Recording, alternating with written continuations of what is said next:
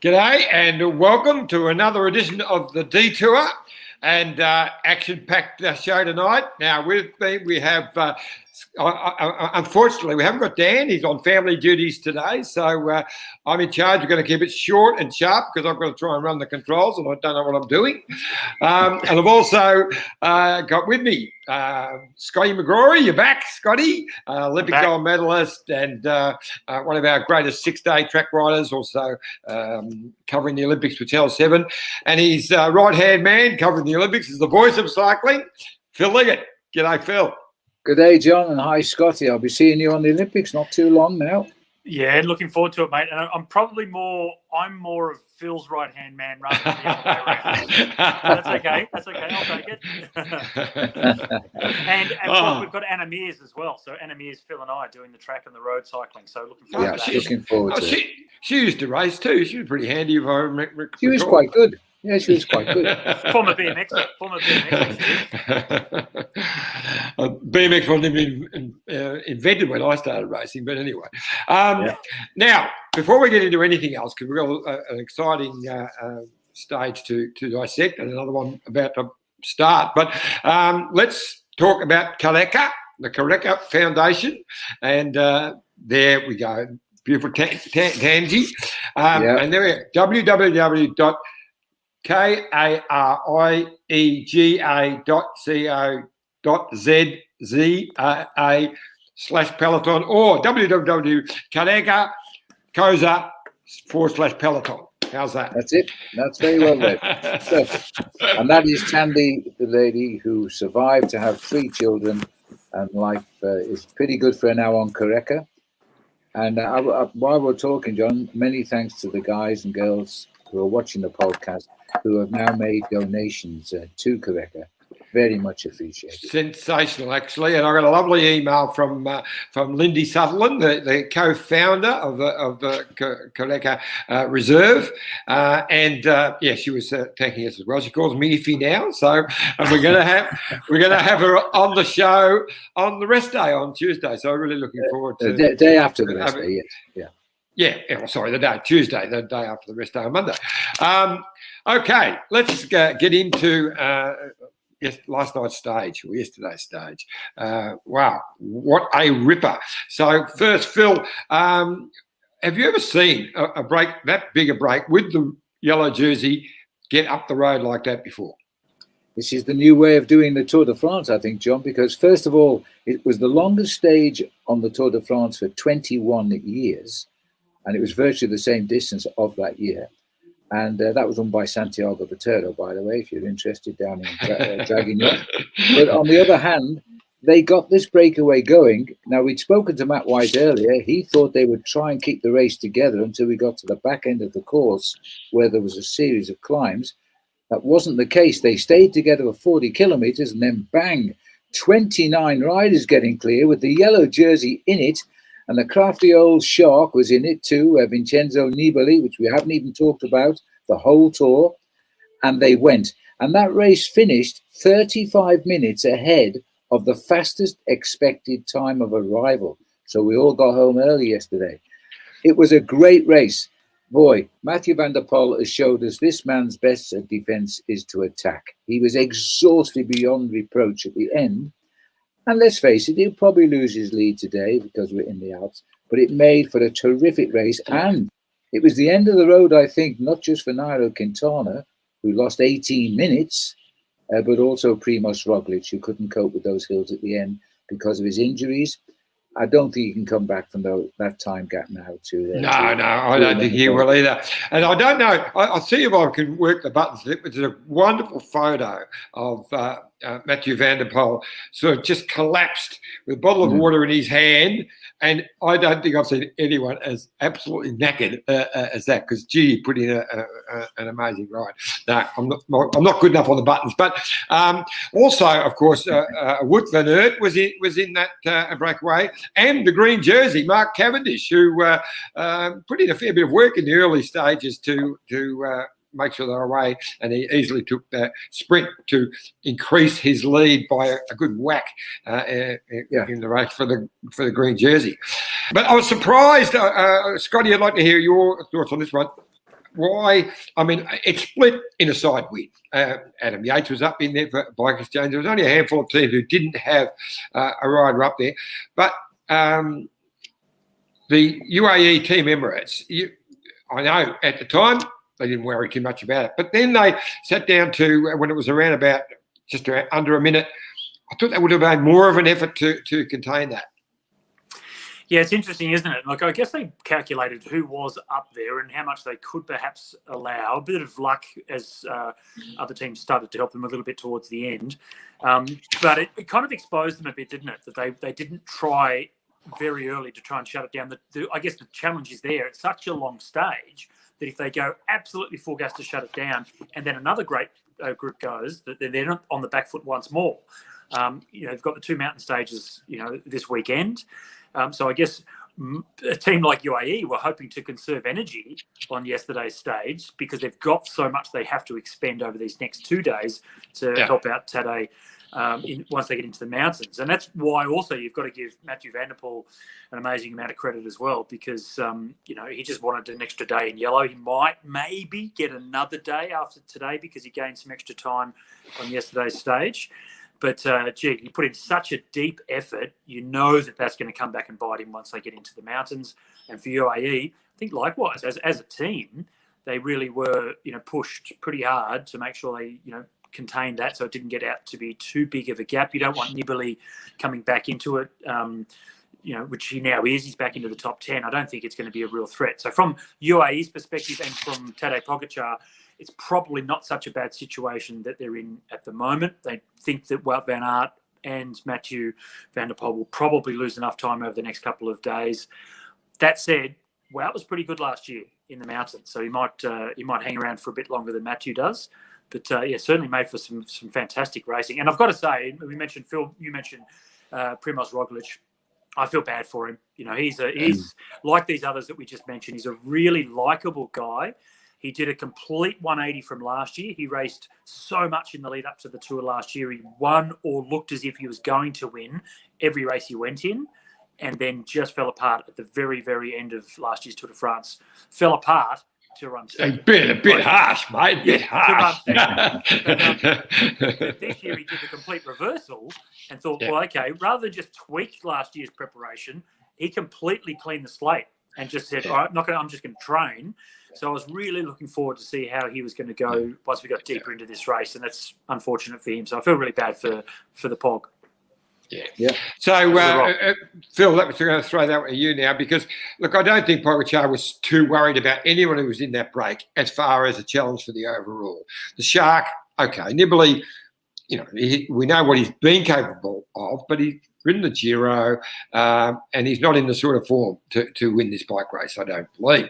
So I don't think he was worried. But at one stage, when it got up past 8 minutes, and they weren't able to bring it back. And if it hadn't been for Total, it would have been a lot more. So what are your thoughts on what happened there?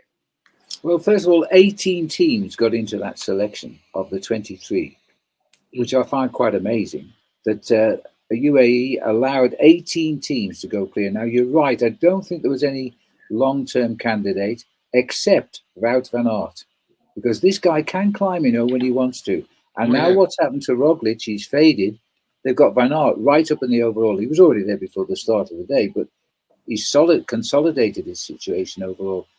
He may have to rethink his Tour de France now after what has happened by Roglic. They've also got the team lead back, Jumbo-Visma, so they're in the lead in the team again. But what Ineos were playing a game there because they were making UAE limit the escape. They were always on the front, and Ineos always behind, watching and waiting. They only started assisting in the last 25 kilometers of the day, and that was to try and get Carapaz away. They'd obviously premeditated a little attack for a few seconds, and he almost did it. They caught him back right on the line, but so he really wasted a bit of energy. But they've had a fairly easy ride for today rather, and tomorrow. Now we're in the Alps. And the weather forecast is not good.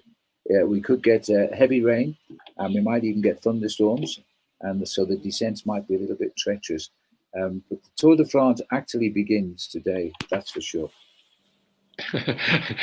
I think it's been going on for a few days. We've had it's been shadow amazing. boxing. It's hard to believe we're only into day 8. It feels like we're almost 2 weeks down. It's been great. Great something race. every day. Something every day. But Thomas looked like you're talking about Ineos. That they had a sort of a good day, but Thomas was in trouble. He got dropped on that Cat 2, and he had to sort of fight his way back. So that wasn't a good sign. No, there's only, I think, Scott would agree, there's only one guy left to win the Tour for Ineos, and that is Carapaz. And they've all got to go all hands on deck to help him, because this has been a terrible opening week of the Tour for them, and not necessarily for their own fault, because every day they were the team on the front of the peloton, and every day they finished with a loss of time. It was quite strange, really, but it was due to the crashes. No, the odds are, I mean, you wouldn't get a bet on Pogacar now to win the Tour de France. It'll be odds on that he's the man to beat. Of course he is. And he got away with it yesterday. And look, Carapaz was a good show of form, Phil, wasn't it? The way he attacked, he looked really strong. But all of that effort, I know when I was watching it, I thought, okay, this is a great attack, but it's still 15 kilometres to the finish. Only a category 4 in between. And he was absolutely motoring. The body language, you could see that even compared to the guys out in front, even Matthew Mohoric, you could see Carapaz just absolutely tearing himself apart to try and get a gap. Deep in the red. It mounted to nothing. So it was 15 kilometres of wasted energy, which you might as well have waited for today and tomorrow. So that was it was a nice show, but it wasn't. It was not premeditated, Scott. It wasn't premeditated, that attack. It was an opportunity. He thought, I'll give it a go. Yeah. It wasn't planned, but you've got to understand, this guy has become the biggest star of Ecuador, and they're all watching on television. All the people in Ecuador are watching, cheering him on. They think he's invincible now. And this guy knows when he attacks, there'll be huge cheers in the whole country. I know they've made a postage stamp of Roglic and Tadej Pogacar. They put them both on a postage stamp. It's whatever the currency is, 2.16 euros. That's the price to buy the postage stamp. But they do a lot more for that for Richie Carapaz in Ecuador. I've actually spoken to his parents, and they are the nicest people. They've no idea what the Tour de France is. It's a bike race. Dad went out and bought this kid a bike. He showed him his bike, and it was a bike with no tires on it, broken wheels, and it just unrideable. And that was his first bike. And he said, well, that's your bike, son. And he fixed it up. And look at him. Now he goes cycling with the kids in all his Ineos cycling gear in Ecuador. It's a great story. And it's a lovely story. I feel he's compelled to attack just to make them cheer. They believe he's untouchable. Let's hope he is. Interesting. Yeah, I'm sorry, Johnny. Interesting thing with Carapaz is when he won the Giro riding for Movistar, he was actually embarrassed that his salary would actually get out back at home in Ecuador, because back there, he won the second biggest race in the world. They thought he was this, highly paid superstar. Like if you were, playing in any of the American professional sports leagues, that's kind of the perception that, this guy's won this race over in Europe. He must be getting paid lots of money. And Movistar were paying him very, very little. He was desperate to hide how much he was earning when he won the Giro, and then also desperate to get out of Movistar to actually start earning some real money, because they didn't just come straight to him and say, hey, listen, you've exceeded our expectations. We need to renegotiate your contract going forward because you've just won the Giro. We need to pay you a lot more money. They didn't do that. And that's one of the main reasons that Carapaz left and went to Ineos. I also have a postage stamp with my face on it, Phil. You did? Along with Brett Aiken from the Olympics in 2000. But it's that long ago, it takes, just to send a normal letter, probably takes about 3 of our postage stamps actually to make it valid enough to send. Who hasn't got one? I've got one from 1979, mate. I've got a postage stamp as well. So there you go. That's 16. Takes about 16 of your stamps to send a letter now. But just back to Carapaz. Look, I think Carapaz, that was the right move at the time, and I thought he had 40 seconds on them at one stage. I thought, gee, as he came into the line, I thought, gee, this is a good move. But they weren't showing us the gap, and suddenly he comes around the corner and they've caught him. I was like, wow. Yeah. But that was good TV. That was great TV, though, wasn't it? Not knowing, they're there. Yeah, but Movistar, obviously, there's still a bit of animosity there with Movistar because Movistar got involved in the chase, and there were words being said by Valverde and Carapaz, and then Valverde with Kwiatkowski after. I don't know what was being said, but it wasn't have a nice day, or did you have a nice day? I can tell you that. Now, I know we've got some viewer comments, so we might whack a couple of those on if I can work these buttons. Jimbo. Hey, boys, what a break. That would have been last night for Chavez to get into. Yeah, I don't know that he would have done much more. The boys, Chavez for the win tonight. Just remembered to get my tip in thanks to you. That'd be nice. Paul Groves, good evening, gents. Ripper stays last night. Lots to unpack, but did notice anyone else notice Tom Scullion sitting on the Naboli group for the last 20K, then outsprinted his team leader. I don't know for what, for nothing. But anyway, Kirsty Baxter, July 3rd, a significant date in the Tour de France. Can any of you remember why? Oh, that's interesting. You have to send us another reminder. Do we have any clues? Give us a clue. Yeah. Hi, Johnny. I noticed on last night's SBS coverage you become an expert on all things Harry Sweeney. You're not going to forget that one, John. I did too. Very good. Paul Groves, UAE, we're lucky that they received some help in the last 50 kilometres. There will certainly be a number of riders pay for the effort over the next couple of days. Yes. And look, John Stevens, if Pog has a mishap, Van Aert must have a good chance of winning. All the other GC contenders are 4 minutes plus behind, and he'll destroy them in the TT. I don't believe that Van Aert can win this bike race. I think that Jonas Vingegaard was their rider that they will support for the GC because he is capable of winning this bike race. Kirsty John, Baxter. Don't forget 1956. Roger Volkowiak got away on the first day. Nobody thought he could win the bike race. Yeah, but that was the old days, a different bike race. Oh, the old days were the best. But he lost his lead and he got it back. So it wasn't just a straight. Here was the date, July 3. Jerry into yellow, 2013, or more, or maybe Giro more than Jerry, but Giro. Yeah. Yes. Oh, yeah. Okay. Yes. Down in Nice. Yes, it was in Nice. Exactly. Yeah. No, in Nice he got into the yellow. That's very true. Very true. Yeah, now that's just the one thing that happened yesterday in that that stage. That Pogačar wasn't having a great day, and UAE have been exposed that they couldn't control it. And I reckon, for Pogačar might be still the strongest rider, might be the favourite. But there'd be a bit of confidence coming into some other teams that they can do something about this and try and isolate him, which is and this is where Richie could come right back into this bike race. So I'm looking forward to that. Let's just quickly talk about Matej Mohoric's victory. That was a very, very impressive win. Nice comeback win, wasn't it? After the Giro d'Italia crash that he had, was such a nasty crash. So it was good to see him come back, and that just continues this domination by one of the smallest cycling nations on the planet. They're incredible with Roglic, Pogačar, and Matej Mohoric. Former under-23 world champion, former under-19 world champion, and now a stage winner of the tour in the national champions jersey. He seems also like a really nice guy as well. So another likable guy, from that part of the world. Fantastic. And our Tour of Tears continue, John, because like everybody that wins the stage now, we cry and kiss everybody inside. That's the new routine on the Tour de France. But if you happen to have seen that crash in the Giro d'Italia, he did a perfect headstand. He was dead straight like a rocket ship on the road with his head alone on the road. It was a horrible-looking crash, and I'm totally amazed he wasn't killed. He thanks his crash helmet, of course, but to get back from that was unbelievable. And he's now won a stage in all 3 Grand Tours, so amazing. He'll come round again. Yeah. Hey, question from the breakaway last night, John. This is to you directly. We're talking about, in the comments there from the viewers, Chavez would have been a perfect day for him to be in the break, perhaps, all that, etc. I think he's waiting, certainly for the bigger mountain stages. But Simon Yates was there, and Simon was not able to go with, the attacks at the end. And we're not talking about attacks from the best climbers in the Giro.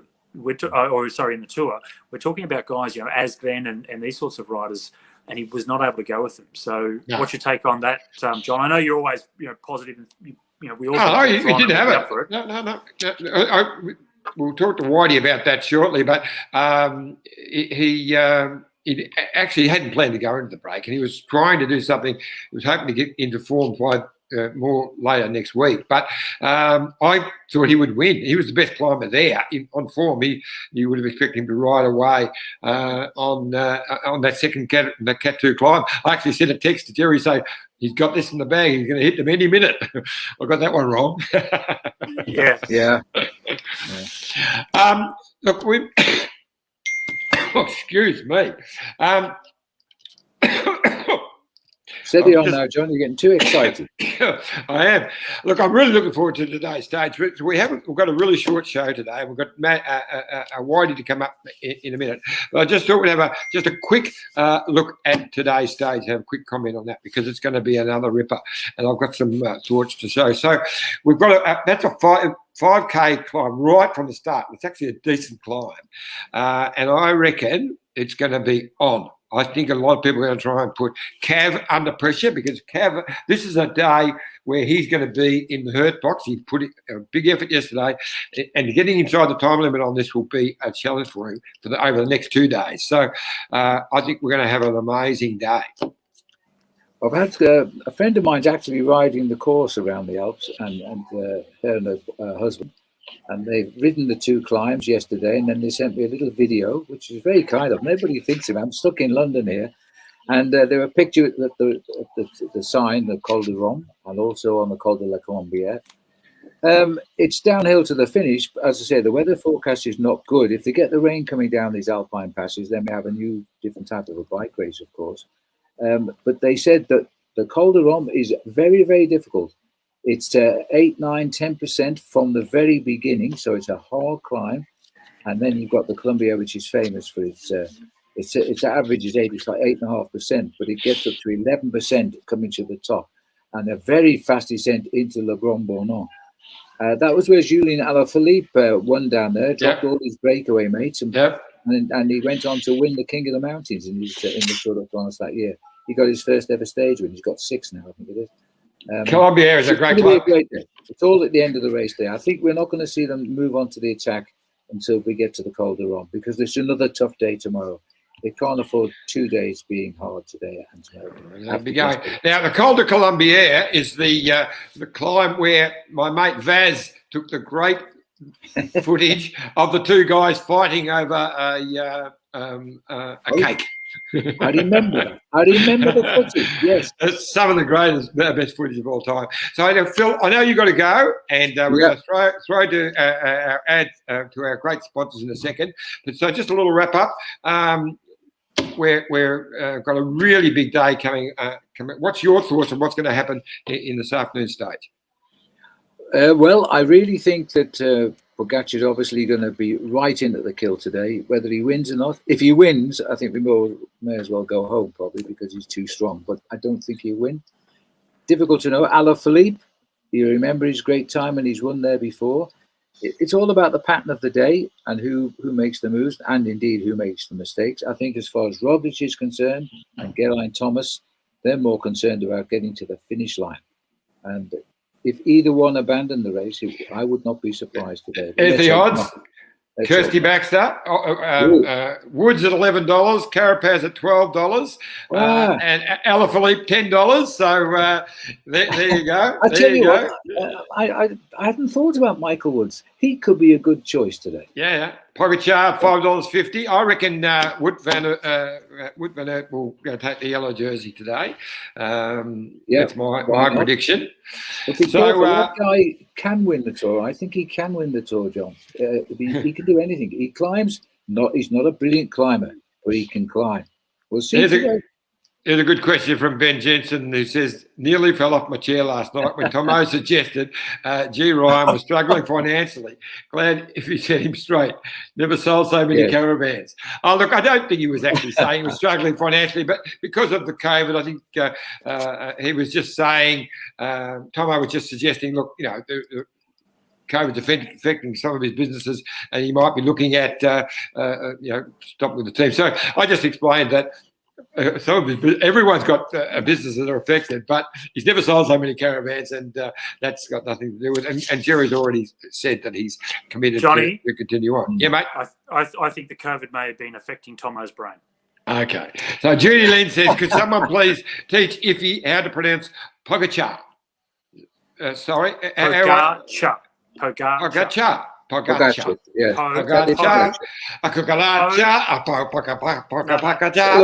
Everyone says it differently. Everyone says it differently. And so does Tadej too. It's a difficult name. And we have the same problem with Peter Sagan. So one year I asked Peter Sagan how he says his name. He goes, my name is Peter Sagan. Sagan. And he says, I don't know. That was his last words. I don't know. So we're okay with him now. All right, Phil. Look, thanks heaps, mate. Been really loving your every day. So don't forget, peoples, Kaleka Foundation. So go to kaleka.coza/Peloton. K-A-R-I-E-G-R. And you'll all get to meet. I've lost it already. I say you'll all get the lovely Linda Sutherland to talk to and chat with on Tuesday morning. And, looking forward to that. Feel her passion for why. So don't forget. More importantly, she's becoming an expert on the Tour de France as well.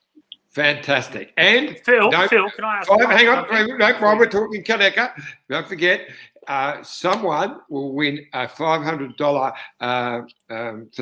that's the best question, $500 from Let's Go Motorhome voucher, which is fantastic. But also, whoever donates the most to the Kaleka Foundation will receive a $500 Let's Go voucher. Also, a bike exchange voucher and a lovely box of Michelton Heathcote Shiraz. How's that? Sounds great. Keep sending the money in. We're making sure you're getting the emails back. When Linda gets the entry, she flashes the email back to John, so we know who you are. Thank you all very much. Now, quick, asking a final question for him, Scotty. How's everything being received in the USA with the coverage on NBC? Haven't got any figures yet, but I do know that when we did it this way last year, we got our biggest viewing figures for 10 years. Now, the Americans at the moment aren't so much at the front. Sepp Kuss, I think, will come very soon alongside who, because obviously there's a problem with his teammate Roglic. But we're getting great feedback. But you know what? Even though I'm not being heard in Australia, my mailbag is full of people saying, where are you? How's retirement, etc., etc. Of course, I miss working for Australia terribly much, and that's because you're on the detour, Phil. Everyone see you on the detour. That's why I'm here, because I'm still managing to speak to the guys who have made my career so successul. And thank you for that. Yeah, that's good. Hey, I know that. Sorry, mate. You said one question. You're going to go two now, eh? Well, I'll stop it if you want to keep. Spit it out. Spit it out. Yeah. So, Phil, I don't know if you saw that Alan Piper was mentioned on. So Lance Armstrong's doing the Move podcast again, which has been very well received around the world. Which for some people that's controversial. Whatever. He and George Hincapie and Alan Piper has been quoted of saying that last year, when he was watching, when he was obviously guiding Tadej to win the Tour overall. Every day he'd listen to Lance Armstrong and George Hincapie's Move podcast just to get a non-biased opinion from the outside of what was going on, from outside the bubble, just to see if there was any, he may not have taken anything on board, but he just wanted to hear from a couple of guys that are experts in the sport, which is a controversial thing to say, isn't it? That, he was happy to listen to Lance Armstrong and George Hincapie just to make sure that they felt that perhaps they're doing the right thing in guiding Tadej towards his victory overall. Yeah, well, Alan, in fact, poor Alan is not enjoying the best of health just now, and he's fighting cancer again. So he's not on the Tour de France. He is going to visit, and I don't know if he did visit the first time trial, but he said he'd probably go on the tour during the time trials. But he speaks to the team 2 occasions every day from his home, which is in the Netherlands. I think it might be Belgium. And he talks tactics with the team twice a day. He's still controlling the team from afar. I wish Alan so well. I'm just amazed that he's even ill. He looks so good, so fit and strong, but he's having a tough time. I really send him my best wishes because he's a special guy. And if Pogacar, you've got me at it now. If Pogacar wins, he'll be in Paris. Believe me, Alan will be in Paris if he wins. Yeah, Bet your life on it. Yeah, it's amazing. Gerardsbergen, he's just near the Mur. I know it well. I used to live down the road in Oudenaarde. Yeah. All right. Well, thanks heaps, mate, and really appreciate it. Look forward to talking to you tomorrow. Always a lovely chat. Always a friendly chat. We still like each other. I like that. All right, John. Scotty, see you, bud. Have a great day or great evening. Okay. Ciao, ciao. Bye. No, what a legend, eh? Yep. Don't forget to Kaleka. And just to let you know that SBS had their highest ratings for this year's tour last night. Some say because I was on the show, but I think more likely because it was Friday night. But anyway, whatever. Okay, so now a word from our wonderful partners in Let's Go Motorhomes and Bike Exchange. We all love an open road, and often they're easier to find during quieter times of the year. In a Let's Go motorhome or camper van, you can road trip in comfort and style any time of the year. When the roads are quiet, you can get where you want quicker and easier without jostling for position. Chances are your destination won't be as busy too, which means you'll enjoy your travelling adventure even more. Plus, if you book a Let's Go motorhome or camper van in the off-season, you pay less, meaning you can travel longer. There's a type of motorhome or camper van for everyone, so you won't have to compromise on what you want. The whole range has the things you need to help create the perfect road trip experience, including heating and cooling, keeping you comfortable on the road all the time. Whether there's 2 or 6 of you, there's a motorhome for everyone. And in a Let's Go motorhome, your journey can be just as fun as the destination you want to reach. The open road is calling. Check out some of our great offers online today and start planning your next road trip. Rain, hail, or shine. Look at this bike. You think it's just a bike, right? But it's not. It's a bike. 374 people are looking at. This guy, this girl, them, all looking at it. People from here, there, and wherever this is. People that are looking for a bike. Or just a piece of it. Amateurs, semi-amateurs, and pro-amateurs. This guy wants this bike, but with this crank and these bars. This could be the perfect match. But not this one. This girl has a bike to sell, and thousands of people might purchase it. Eyes on Bikes help grow small businesses. His, hers, yours, and the latest data and insights help those businesses keep moving. We are the world's #1 bike marketplace, with over 500,000 products and 900 brands, where buyers and sellers are brought together in a place where a bike is never just a bike. Bike Exchange, where the world buys, sells, learns, and rides. There you go. I love that Bike Exchange ad. I just love it. It's good, isn't it? I had a mouthful then, so I haven't had any dinner yet. So I actually was chopping on a sandwich in between the ads. That's all right. I've been copying a whack from getting stuck into you before, Scotty. Sorry. It's just what Dan does that, and I just expect, since I'm hosting the show, that's what I thought I was supposed to do. But anyway, I've been getting a whack over the head. But that's fine. Apologies for that. That's right. So, as I mentioned, we Whitey, we love to have him on live because I know the listeners and the viewers love to throw some questions to him, but he had to jump on the bus early, so we just caught up with him just a few minutes ago.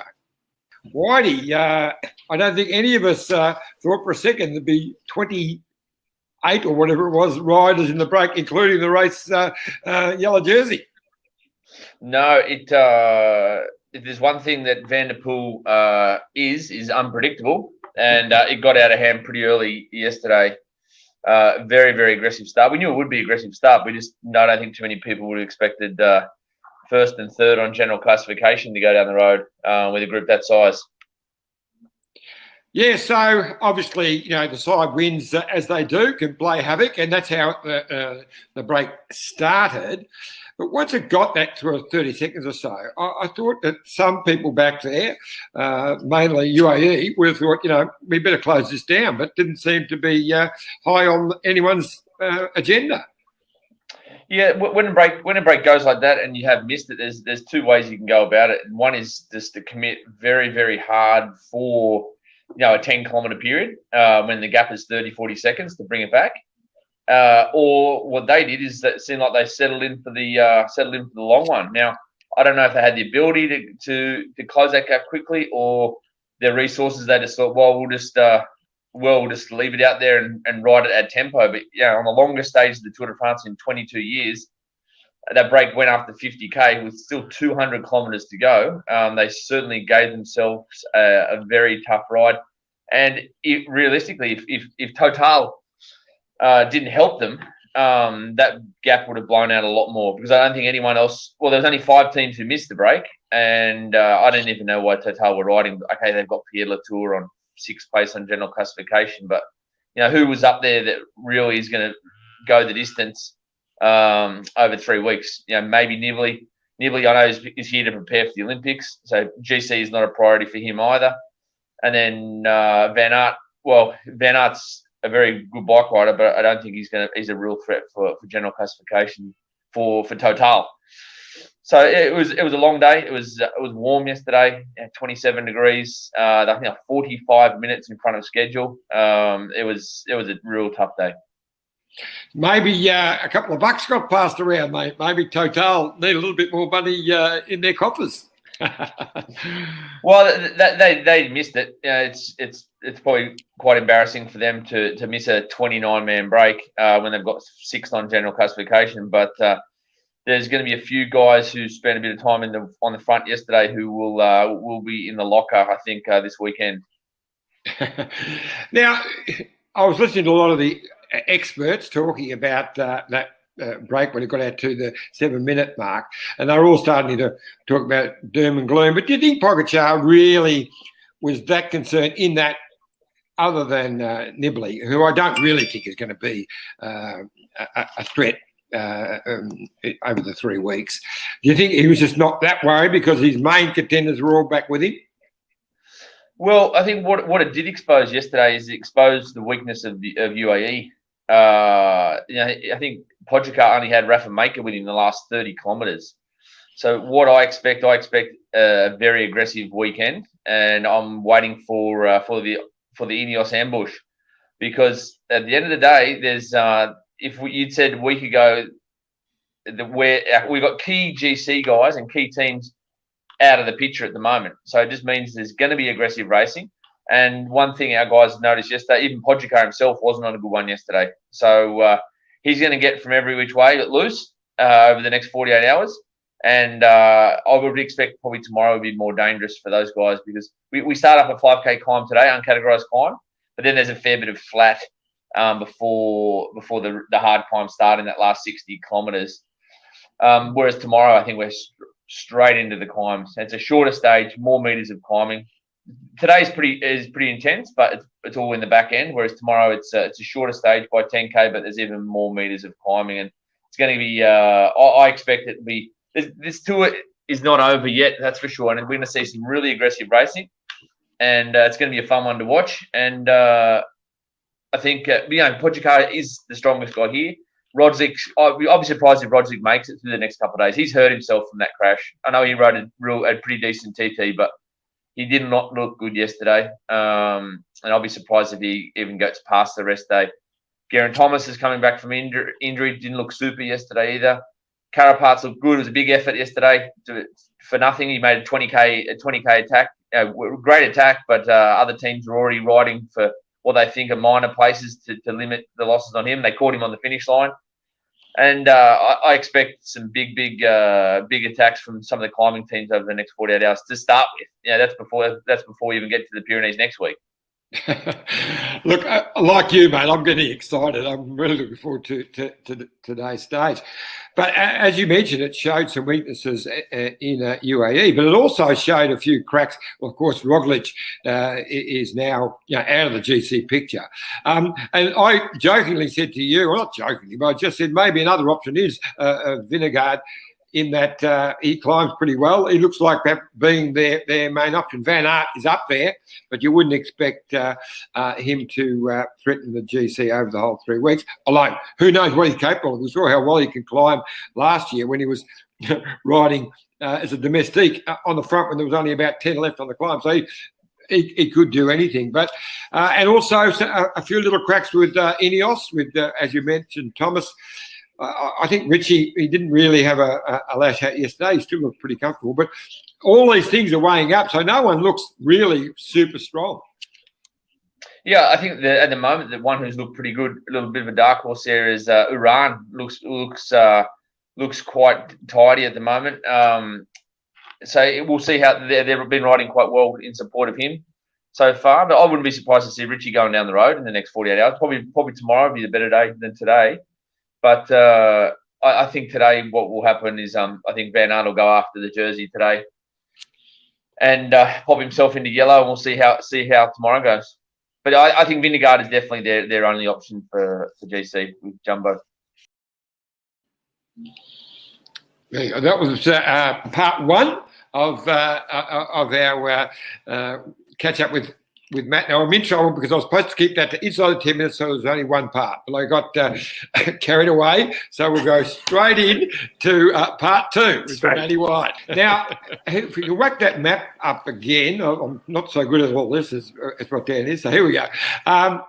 Interestingly, at the start, for those who are watching it, who aren't just listening to the podcast, I've got to climb straight away. It's not a designated climb, but right from the start, it's going bang. This could be a hard day for the green jersey, Mark Cavendish, because he gave himself a very hard ride yesterday. Okay, he got the sprint out the road, but he was in the break all day, and he worked for a fair bit of it early on. If he gets spat, right, if the other teams put him under pressure and spin him at the start, he could be in a world of hurt to get through inside the time limit. And he's got the same thing the day tomorrow as well. Yeah, it's 5 kilometres of climbing from the get-go, and it'll be aggressive. It'll be aggressive, and I think the other sprint teams and us included will see how Mark's climbing straight out of the holes there. But it will be aggressive. There'll be a group go off the front for sure on that first 5 kilometres. But like I said, today's only the first day of the mountains. We've had everything we've had up till now is it's been some aggressive racing, but the mountain stages only really start this afternoon. Now, I mistakenly predicted, once I saw that break settling down, that Yates would win the stage because he, on form, on his good form, he was the best climber there, and I thought he'd be able to go clear on that cat too. But it turns out he didn't quite have the days that we would hope. So, what was your feedback afterwards? Yeah, I think the plan wasn't for him to be in the breakaway. We had some other big guys covering moves before, and he tacked onto the back of that group there, found himself in the move, and the plan was to just ride him into the race and point better opportunities next week or in that second block of racing. But he was in the move. I said if he was on his best, he was definitely the best climber there. But we'll try again with him over the next couple of days before the rest day. Probably not today. Probably again tomorrow's a better day. But hats off to Matty Morridge. Like that ride yesterday, 85 or 88 kilometres from the finish to go solo, and even those guys came to him, he dropped them and then rode away from him in the final. That was one of the most impressive rides I've seen for a long time. Yes, he's back to showing some of the form. He looked a couple of years ago. He looked like he was going to be one of the superstars, and he just sort of didn't really seem to develop. But now he's really firing, and gee, he did it on it. Quite easy. I mean, he just let them sit on over those climbs, and when he decided to go, he just went bang, and that was the end of the story. Yeah, look, he was at the Giro working for Caruso, so he's come here with some pretty good condition under him. with the Giro d'Italia. He's a class bike rider and probably one of the world's best descenders. So every time they went downhill, he was taking time as well. And but it just shows the style of racing. You know, you're in a break of 28 and you're lighting it up at 80 kilometers plus from the finish. Like he was at times it nearly came back. It came back to 32nd at one stage, and then the other two got across to him.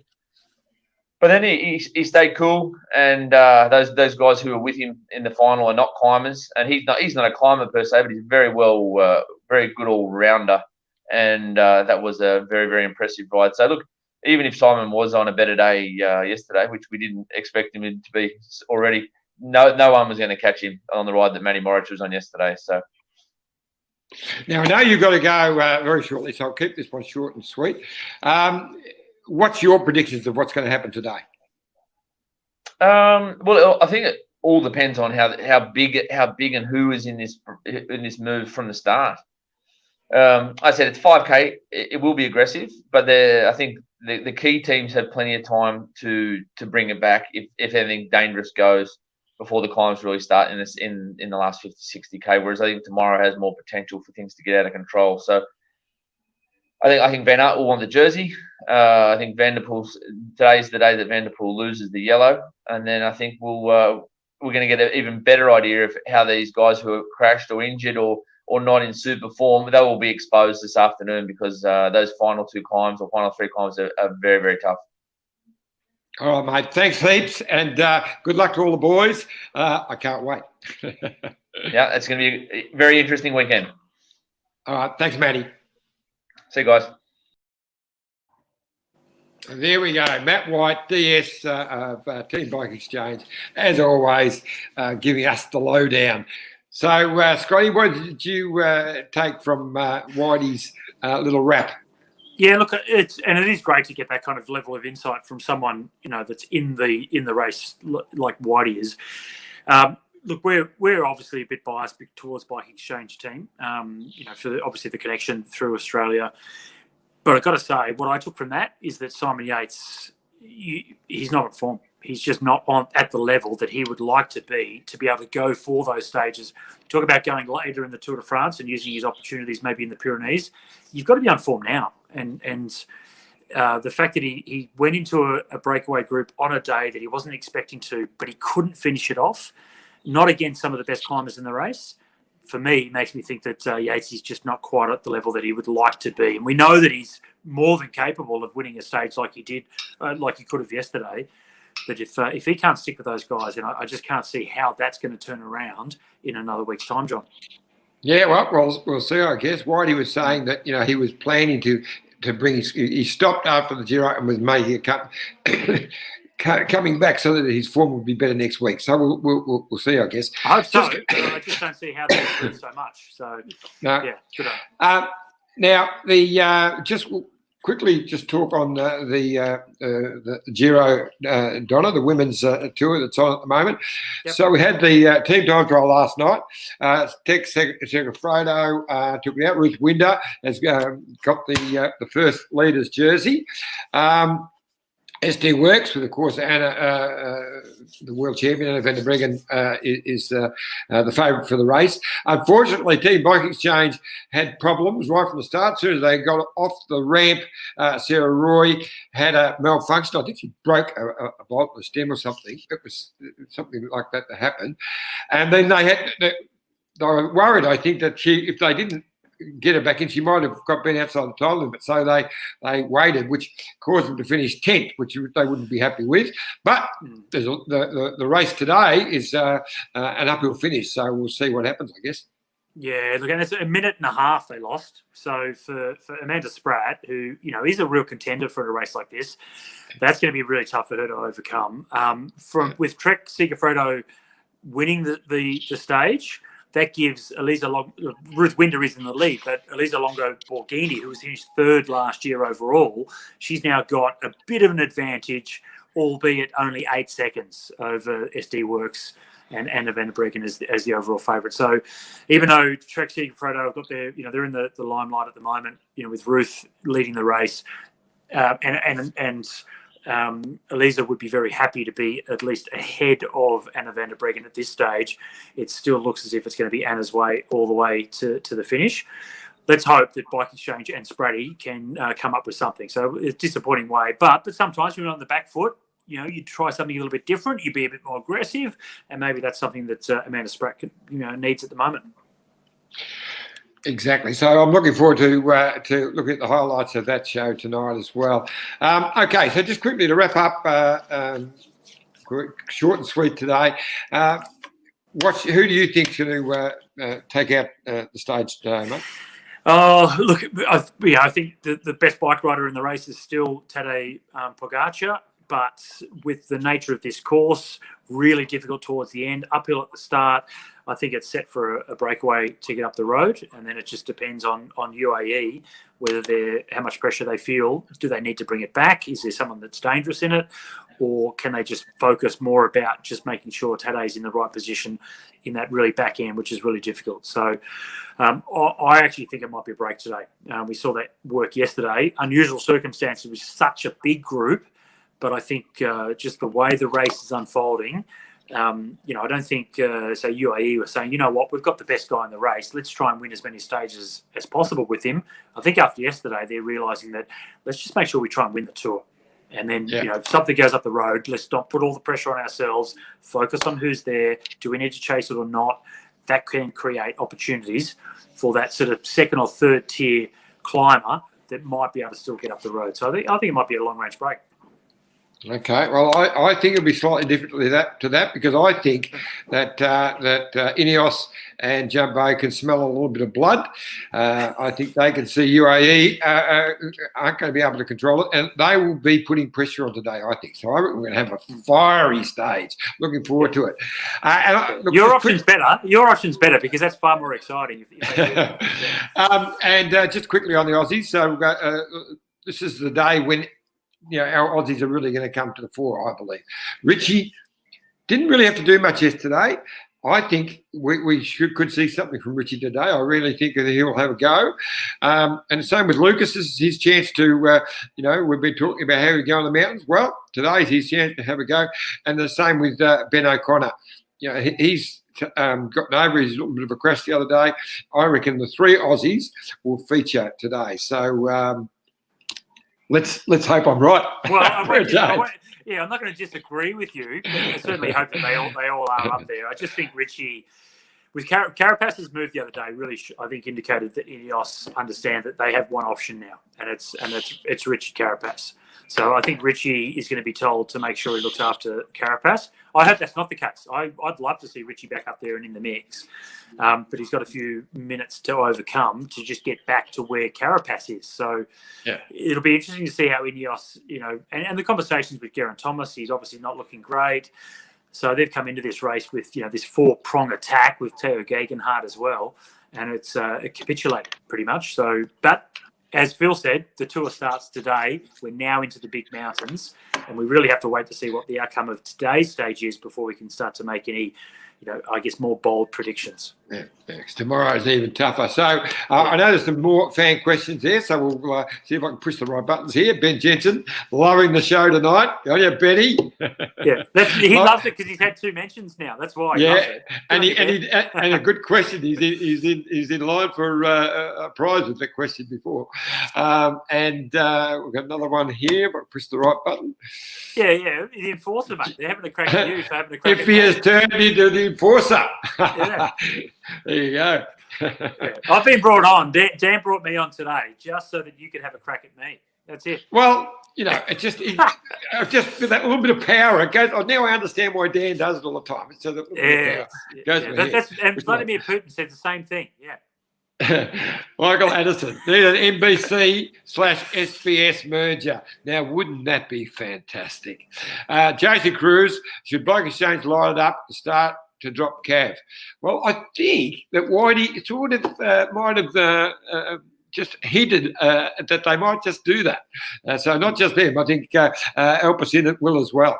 Before you say this one, John, just to think of this, right? So because it's an uphill start, you have all these teams saying, "Oh, we've got to try and get rid of Cav because get rid of him out of the race, then we've got more chance of winning the sprint stages." that is true, right? So that's a good scenario because Cav's just all of a sudden back to the old Cav, and you've got to get rid of him if you want to try and win this bloody thing in the sprints, right? So, but think of everybody else. Like if you look at the back sort of quarter of the peloton that aren't good climbers, that are more sprinters or lead out men, they are hating this scenario. They're also going to be punished if everyone lights it up from the start. I feel for that's those boys. exactly right. That's exactly right. Yeah. And the question will try to get with them back if I push the right button. Hang on, there it comes. There it comes. Here we go. Enthused media and events. Such a shame we have no Kiwis this year.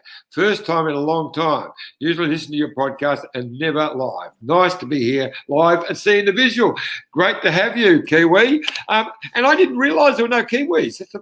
Isn't that terrible? It is a shame, isn't it? Because they've gotten so much stronger. But look, the Kiwis will be well represented at the Olympic Games in Tokyo. They've got a really strong sprint group. They've got an incredible team pursuit as well, so they'll be chasing medals there.